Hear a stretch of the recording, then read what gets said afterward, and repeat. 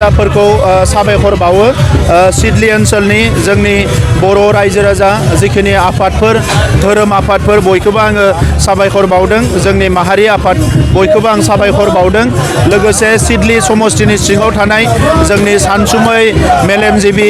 माहारिखौ मोजां मोनग्रा साफ्रोमबो बर' फिसाफोरनिसिम आइ आफा रायजो राजानिसिम आं साबायखर बावदों बेजों लोगोसे सिडली समष्टिनि सिङाव गुबुन हारिफोर जेरै कच राजबंशी बाङाली गुरखा माइनरिटी सूत्रधर विभिन्न जनगोष्ठी बयबो सान्थाली आदिवासी बयबो जोंखौ मदद होदों आं बिथांमोननोबो साबायखर बावदों आरो सिडली समष्टियाव बिसेसकै जोंनि UPPL हान्जानि दैदेनगिरिफ्रा रायजो राजाफोरजों सिथाबनानै रायजो राजाफोरनि दुखुनि समाव रायजो राजाफोरनि गोनांथार समफ्राव गसंफाबोदों बिनि थाखायनो दिनै सिडली ओनसोलनि रायजो राजाफ्रा UPPLनि बिजाथिखौ देरहाहोदों आङो मिजिंथिदों फैबाय थानाय समावबो बे ओनसोलनि जौगानायनि थाखाय बे ओनसोलनि गोबां जेंनाफोरखौ सुस्रांनांगौनि थाखाय सिडलील' नङा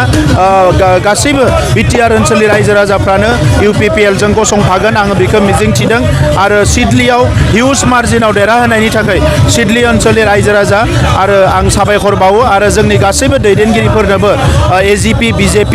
UPPLनि दैदेनगिरिफोरनोबो आङो गोसो गोरबोनिफ्राय साबायखर बावो थांनाय बिसायख'थिनिफ्राय बारायगाव MLA बिसायख'थियाव गोबां भट मोनदों मा जानो हागौ बिनि गुबै जाहोना बेनो जे बे 4 बोसोराव UPPLआ जेरैबायदि रायजो राजाजों सिथाबफानानै खामानि मावदों बेखौ रायजो राजाफ्रा बजबनानै लादों आरो जोंनि साननाय हनायखौ लासैनो रायजो राजाफ्रा बुजिनो हाबाय जे आगोलनि राजखान्थि खालामग्राफोरनि बायदि जों जे गोहोनि थाखायल' पावार नागिरनानै एबा थाखा फैसा नागिरनानै राजखान्थि खालामनो फैयाखै रायजो राजाफोरखौ जोङो सिबिनो थाखाय फैदों रायजो राजाफोरनि जेंनाफोरखौ सुस्रांनो थाखाय फैदों आरो रायजो राजानिफ्राय हा हुनिफ्राय लानानै गासैबो फरायसालि जेंनाफोरखौ जों सुस्रांनाय बे हाबाफारिफोरखौ मावनायखौ नुनानै सिडली समष्टिनि रायजो राजाया जोंनि फारसे जि अननाय बेखौ बिथांमोना दिन्थिदों आरो आं मिजिंथियो बे सिडली नङा उदालगुरि बाक्सा तामुलपुर क'क्राझार जेरावबो फैबाय थानाय बिसायख'थियाव हिउज मार्जिनाव जोंनि बिजाथिफोरखौ देरहागोन बेयो रोखा जाबाय आं दिनै बिथांमोनखौ जेबो बुंनो सानाखै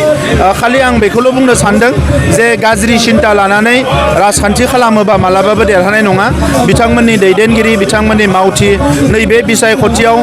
जोंखौ गाज्रि सोंखारिनानै गाज्रि बुंनानै राजखान्थि खालामदों नाथाय नैबे बिसायख'थियाव जों रायजो राजानो मा मावगोन मा मावदों बेखौ लानानैसो जोङो फोरमायदों दा नंखायनो बेरेखा हान्जाया जेसेबां गाज्रि सिन्ता लानानै राजखान्थि खालामगोन एसेबां बिथांमोना धंस जागोन आरो एसे सिगां खौसेथि जानायनि खोथा सोलिदोंमोन दा खौसेथि जानाया मा अबस्थायाव दङ बिनि सायाव आं दिनै फोरमायनो सानाखै पार्टी लेभेलाव डिसकासन खालामनानै उनाव फोरमायगोन आङो साना जे 2025आव BPFनि बिजाथि देरहागोन 40टा समष्टियावबो BPFनि बिजाथिया जेनजोबगोन मानोना बिथांमोननि जि मोनसे नेगेटिभ सिन्ता लानानै अराय सम मालायखौ गाज्रि बुंनाय सोंखारिनाय नङै बाथ्रा बुंफोरखौ बुंनानै रायजो राजाफोरखौ माने मिसलिड खालामनाय बे बाथ्राफोरखौ रायजो राजाफ्रा मिथिबाय आरो राजखान्थिया अराय सम मालायखौ सोंखारिनाय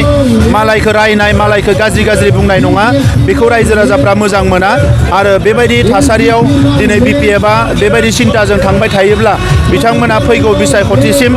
मोनसेबो कनस्टिटुवेन्सियाव बिथांमोना देरहानाय नङा बेयो रोखा जाबाय